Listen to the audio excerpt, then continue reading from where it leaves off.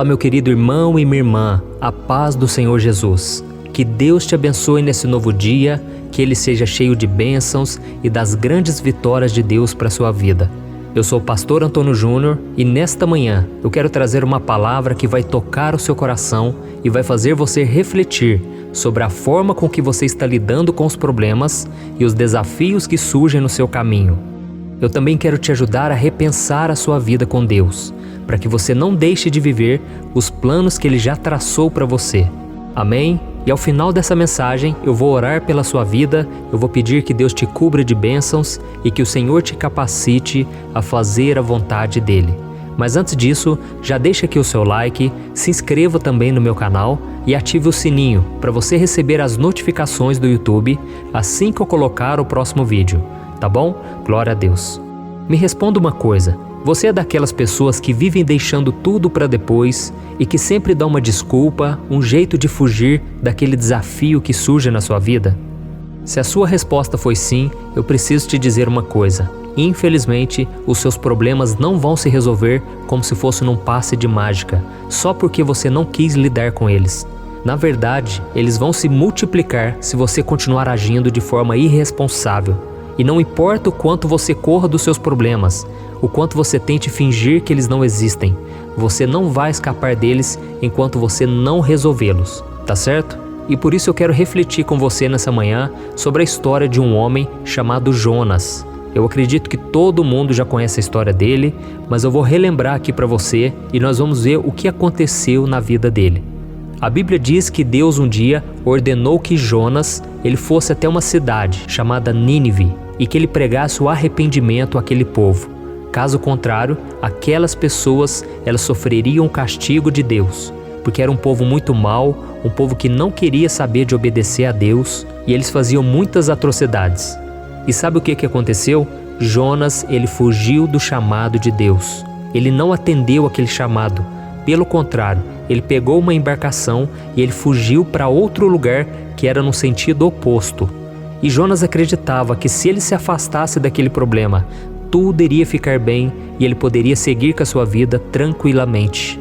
Quantas vezes, né, irmãos, a gente acha que se a gente fugir do problema, nós vamos conseguir encontrar paz, tranquilidade, mas não foi isso que aconteceu com Jonas. Porque assim que ele entrou naquela embarcação para ir para um lugar bem distante, longe daquele desafio, Deus fez com que uma grande tempestade viesse naquele barco e aqueles homens que controlavam o barco, eles tiraram a sorte para ver quem tinha feito aquilo, quem estava causando aquela tempestade.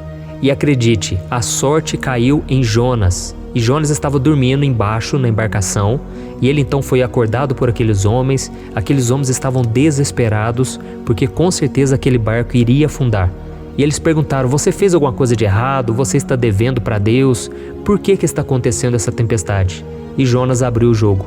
Ele falou, realmente eu estou fugindo de Deus e por isso Ele está permitindo essa tempestade. E naquele momento aqueles homens não tiveram escolha, eles tiveram que jogar Jonas no mar. E quando eles jogaram Jonas no mar, Deus teve misericórdia daquele homem e Deus poupou a vida dele, fazendo com que um grande peixe o engolisse. E durante os 3 dias em que Jonas ficou preso dentro daquele grande animal, Jonas refletiu sobre o pecado que ele cometeu ao não cumprir aquele chamado, aquela missão que Deus tinha para ele. E ele então se arrependeu. Eu imagino que deve ter sido terrível ficar dentro daquele animal, aquele local escuro, sujo, e ele então pediu perdão a Deus. O peixe então, o que ele fez? Ele devolveu Jonas à terra firme e então, depois de tanto sofrimento, Jonas foi até Nínive e ele pregou a palavra. Você já ouviu aquela frase, quem não vem pelo amor, vem pela dor? Foi exatamente isso que aconteceu com Jonas. Ele infelizmente teve que sofrer para atender a voz de Deus. E vamos ver qual foi o resultado de Jonas ter atendido o chamado de Deus.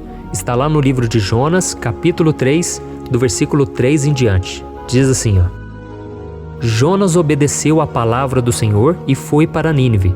Era uma cidade muito grande. Demorava-se 3 dias para percorrê-la. Jonas entrou na cidade e a percorreu durante 1 dia, proclamando, daqui a 40 dias Nínive será destruída. Os ninivitas creram em Deus, proclamaram jejum e todos eles, do maior ao menor, vestiram-se de pano de saco.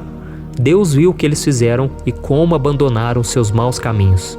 Então Deus se arrependeu e não os destruiu como tinha ameaçado. Olha isso, irmãos. Jonas ele entrou naquela cidade e a Bíblia diz que ele saiu correndo e anunciando. E o que demorava 3 dias para atravessar aquela cidade, Jonas atravessou em apenas 1 dia. E ele trazia uma mensagem dura, aquele tipo de mensagem que ninguém quer ouvir. E ele disse, olha, daqui 40 dias Nínive será destruída, arrependam-se dos seus pecados. Então Deus viu o arrependimento daquele povo, apesar das suas maldades, e eles se arrependeram verdadeiramente. A Bíblia diz que o arrependimento deles foi tão grande que eles mandaram até os animais jejuarem junto com eles. E Deus então viu aquela sinceridade, porque a Bíblia diz que Deus não resiste a um coração quebrantado, ou seja, um coração que reconhece as suas falhas e que se arrepende de verdade. E qual é a lição que nós tiramos dessa história? Nós entendemos uma coisa, que Deus tem bênçãos para a vida de cada um de nós. Deus tem poder, Deus tem amor, Deus tem cura, Deus tem milagres, Deus quer nos usar, Deus tem tantas bênçãos, mas para isso nós precisamos ter coragem de enfrentar os desafios que Deus vai colocar no nosso caminho. Deus tem muitos desafios para nós, irmãos. Sabe por quê? Porque Deus quer nos moldar, Deus quer trabalhar em nós e Deus sabe que se não vier os desafios, nós vamos nos acomodar, nós vamos relaxar na nossa vida cristã. Então às vezes surge um problema, um desafio na sua frente que é muito maior do que você consegue resolver. Mas é isso que vai fazer você depender do Senhor, você confiar no milagre, no poder de Deus, sabe? E Jonas precisou passar por tudo isso para ele entender que a obra é do Senhor, a obra não é dele. Ele não tinha que fazer nada, ele só tinha que abrir a boca e anunciar o que Deus tinha mandado. Sabe, muitas vezes a gente sofre porque nós queremos carregar o peso, o fardo de ter que salvar as pessoas. E ninguém salva as pessoas, ninguém converte ninguém. Quem convence do pecado é o Espírito Santo. O Espírito Santo é quem toca nas pessoas. O nosso papel é falar do Evangelho, o nosso papel é orar por elas, mas quem faz a obra é Deus. E nós vemos aqui que Jonas se tornou o maior evangelista que já existiu, porque todos se arrependeram com a mensagem dele. Glória a Deus. Então, meu irmão, Deus quer te usar também. E quem vai fazer essa obra, você não precisa preocupar, porque isso é do Senhor, essa obra é de Deus. Amém? Então, antes de nós orarmos, eu quero que você reflita aí na sua vida. Qual problema você precisa enfrentar hoje? O que é que está fazendo com que você perca suas forças? O que está te deixando tão triste ultimamente? Se prepare para resolver essas questões ruins hoje, em vez de fugir delas. Não deixe para amanhã aquilo que você pode fazer hoje. Não dê lugar ao inimigo. Sabe, não importa o quanto você falhou no passado, Deus pode escrever uma nova história através do sangue de Jesus, que a Bíblia diz que nos purifica de todo pecado. Então não importa o que você precisa enfrentar, porque na força do Senhor você vai derrotar. Tudo posso naquele que me fortalece. Tome posse disso. Amém? E por fim, eu quero ler só com você um versículo que está lá em Efésios capítulo 6, em que o apóstolo Paulo, ele nos dá um recado. E depois nós vamos orar, tá bom? Está escrito assim, ó. Vistam toda a armadura de Deus, para que possam resistir no dia mau e permanecer inabaláveis depois de terem feito tudo. Glória a Deus. E é isso que nós vamos fazer agora. Nós vamos vestir mais uma parte da armadura, que é a oração. Nós vamos nos levantar contra o inimigo, contra aquilo que tem nos derrubado, nos entristecido. E nós vamos pedir a Deus que intervenha em nosso favor. Amém? Feche os seus olhos agora, porque eu quero orar pela sua vida. Senhor, meu Deus e meu Pai, eu me coloco agora na Tua presença nesta manhã, para clamar pela vida e pela fé do meu irmão e da minha irmã que estão assistindo essa mensagem. Oh, meu Pai, que esse dia que está começando seja cheio das bênçãos e da alegria na vida dessa pessoa, porque a Tua palavra diz que o reino de Deus é paz, é alegria, é gozo no Espírito Santo.